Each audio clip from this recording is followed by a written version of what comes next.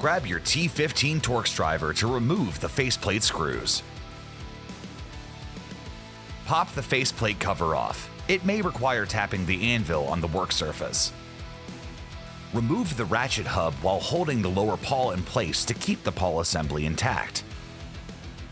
Remove the lower pawl.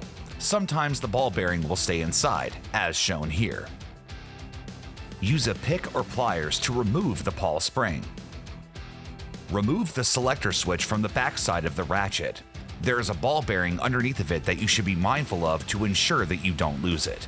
As you can see in this example, the pick is holding it in place. Now you have a fully disassembled ratchet. Now is a good time to ensure that there's no debris inside so you can proceed. To help keep the ball in place, use a small amount of synthetic grease. Then compress the ball onto the spring as you install the selector switch. To reinstall the pawl spring, turn the switch selector in the neutral upright position. This will make the pawl installation easier. With the ball in the bottom of the pawl, place the ball on top of the spring and compress and hold into place. While keeping pressure, install the hub gear. Also make sure that the O-ring is in place. Ensure the selector switch works correctly and the ratchet spins and engages with no binding.